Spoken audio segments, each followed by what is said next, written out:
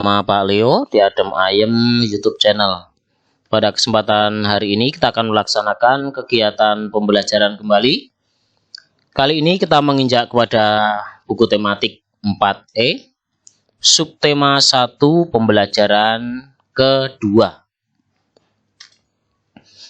Tujuan pembelajaran kita, nanti anak-anak mampu menjelaskan penggunaan huruf kapital dalam kalimat, mampu membaca dongeng dengan lafal dan intonasi yang benar, mampu menjawab pertanyaan yang berkaitan dengan dongeng, menemukan kosakata yang terdapat dalam dongeng, menggunakan huruf besar yang tepat dalam kalimat.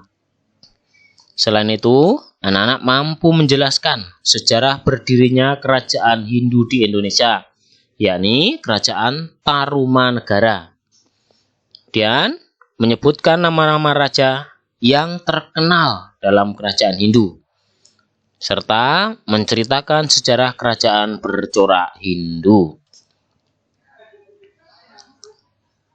Tujuan pembelajaran yang lain, mampu menyebutkan simbol-simbol sila pada Pancasila, menjelaskan makna simbol sila pertama pada Pancasila, dan menjelaskan sikap yang mencerminkan sila ke-1 pada Pancasila.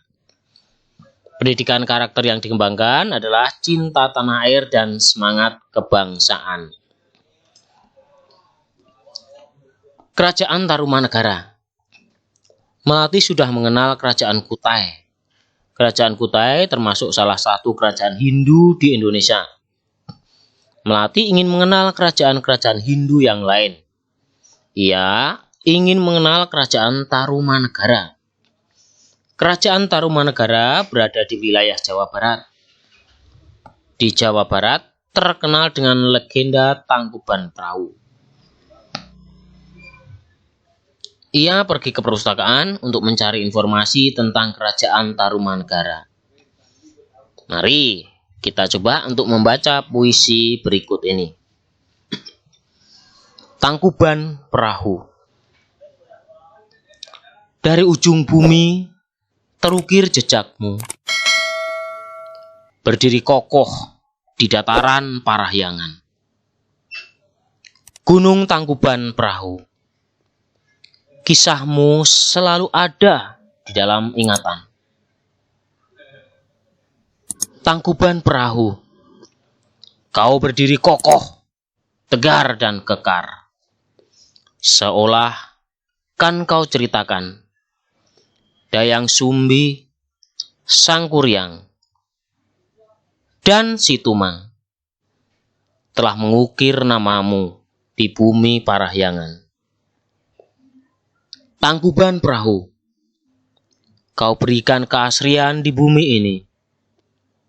Percikan air dan hijaunya daun dari kejauhan membuatku terpana melihatmu.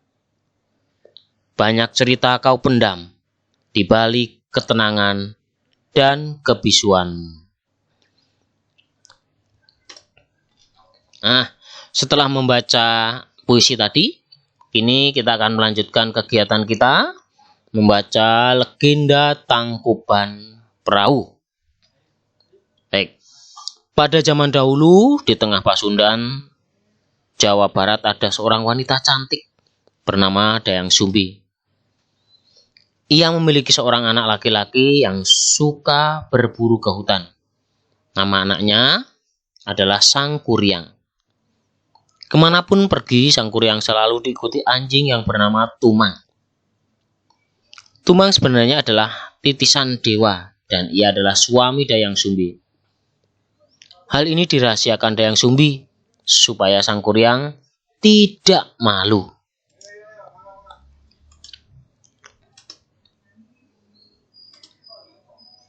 Pada suatu hari, Sangkuriang berburu ke hutan bersama anjing kesayangannya. Sampai di hutan, Sangkuriang menembak seekor burung. Burung pun mati. Sangkuriang menyuruh Tumang mengambil burung itu. Namun Tumang tetap diam. Karena kesal, Sangkuriang menembak anjing itu sehingga Tumang mati. Sesampai di rumah, Dayang Sumbi sangat marah. Sangkuriang dipukul kepalanya dengan sendok nasi. Melihat kemarahan ibunya, Sangkuriang pergi untuk memarah. Dayang Sumbi sangat menyesal dengan perbuatannya. Ia selalu memohon dan berdoa kepada dewa agar diberi umur panjang dan suatu saat nanti bisa bertemu dengan anaknya. Sang dewa pun mengabulkan karena ketakutan Dayang Sumbi dalam doa. Bahkan, dewa memberi kecantikan yang membuatnya awet muda. Bertahun-tahun lamanya Sang Kuryang mengembara. Sang Kuryang sudah tumbuh dewasa. Ia berniat menjumpai ibunya. Sampai di kampung halamannya, Sang Kuryang melihat seorang wanita cantik jelita. Wanita tersebut adalah ibunya sendiri yang dikaruniai kecantikan abadi oleh dewa. Sang Kuryang dan Dayang Sumbi tidak mengetahui kalau mereka adalah ibu dan anak.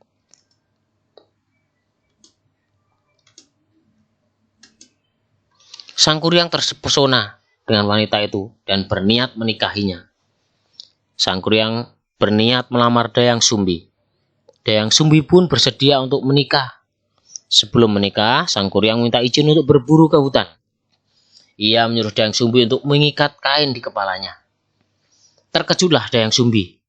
Ada bekas luka di kepala Sang Kuryang seperti luka anaknya yang dulu pernah ia pukul. Dayang Sumbi menanyakan penyebab luka itu.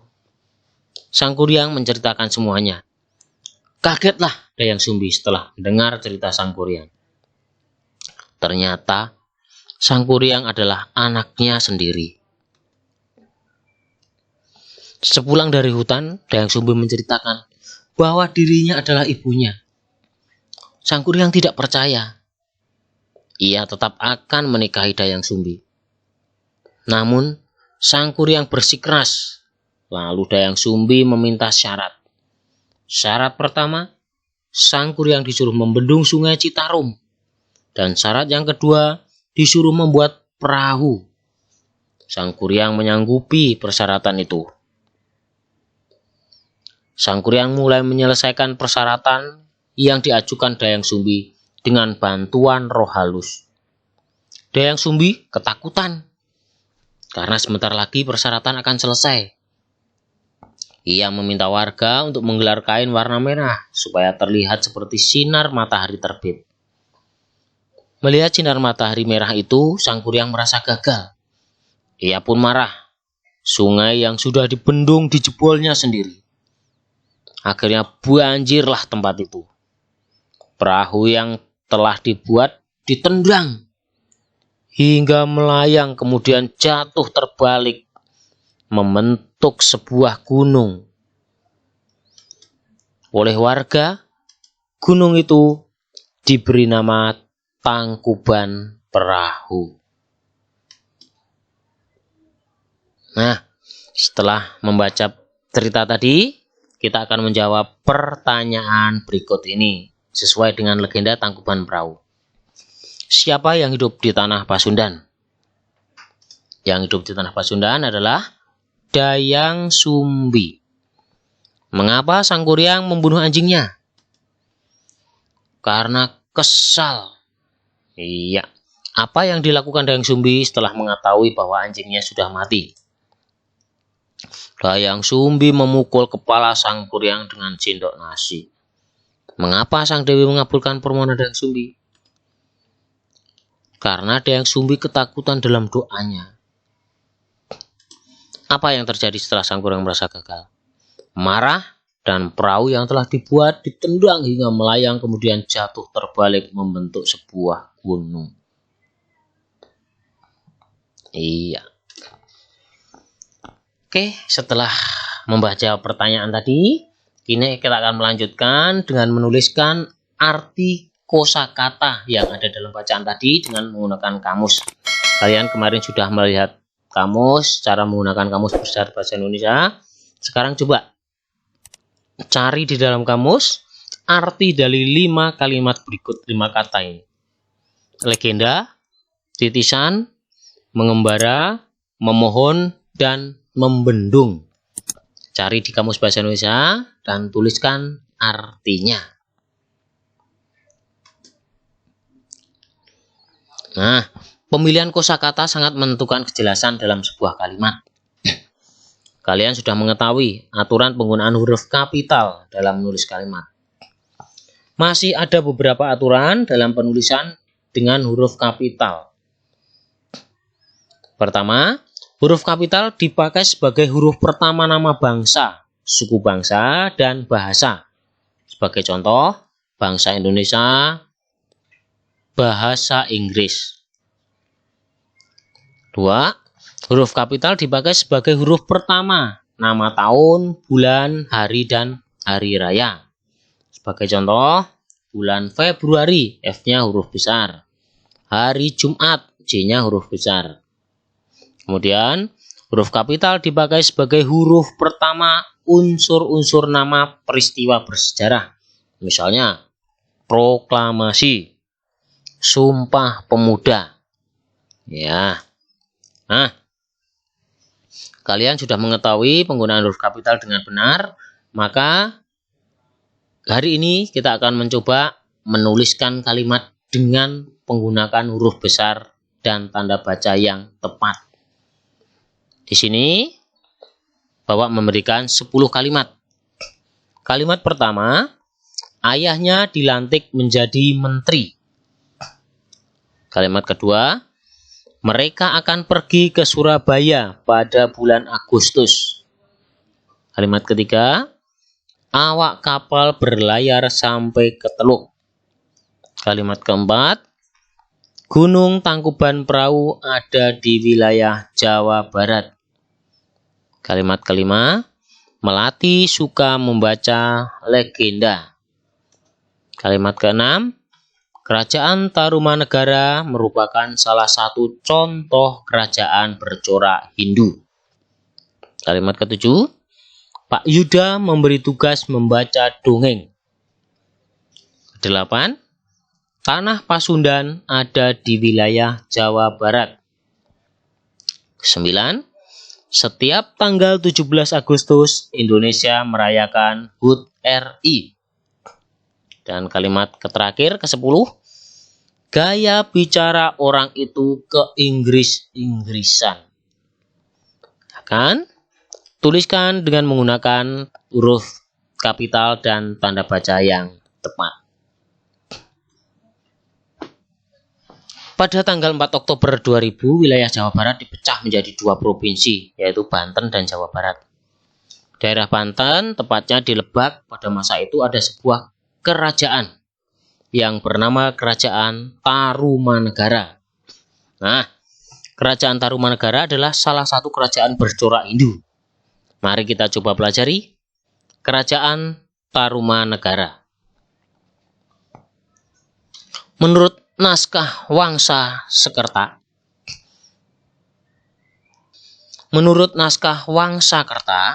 pada abad keempat Masehi, pulau dan beberapa wilayah Nusantara lainnya didatangi oleh sejumlah pengungsi dari India yang mencari perlindungan akibat terjadinya peperangan besar di sana.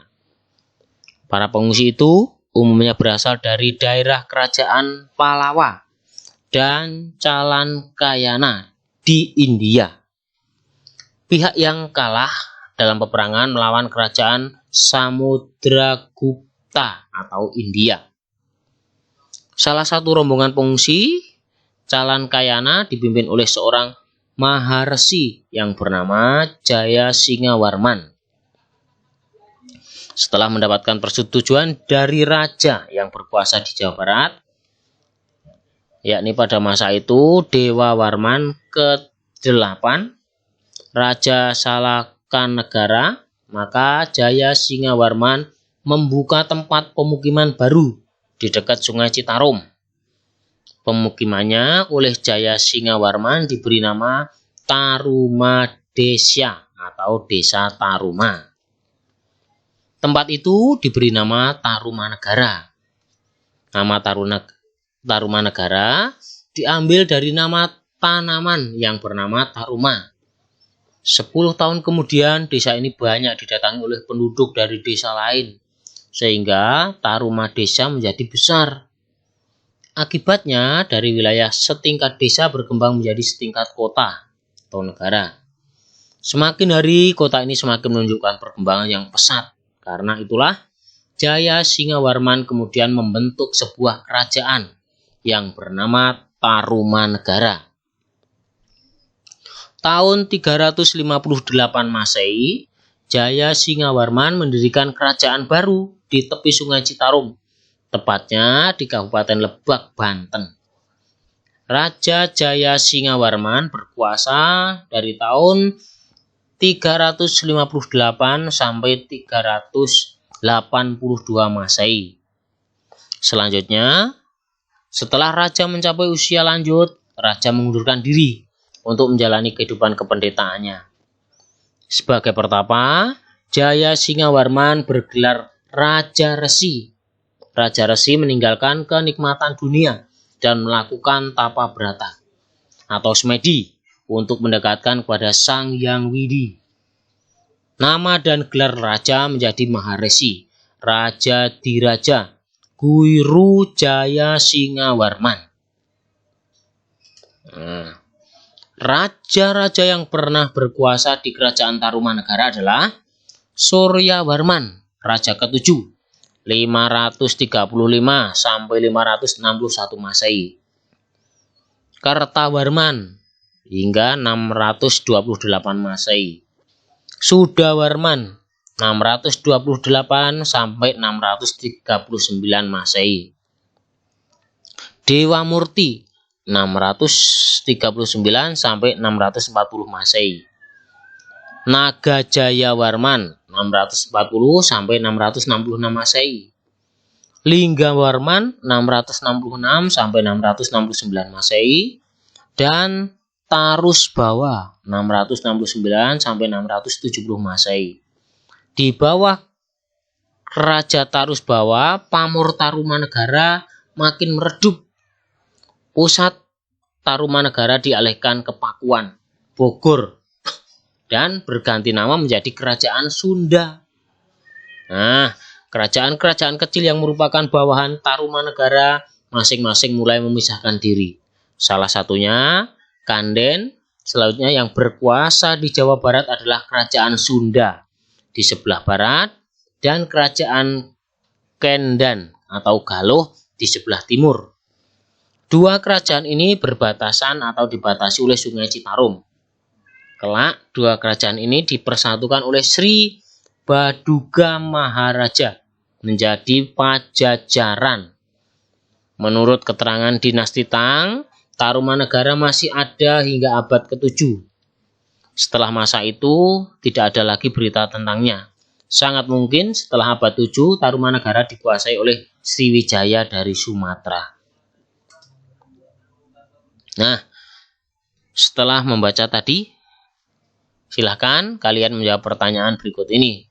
Siapa pemberi kerajaan Tarumanegara? Mengapa tempat pelarian Jaya Singawarman diberi nama Tarumanegara?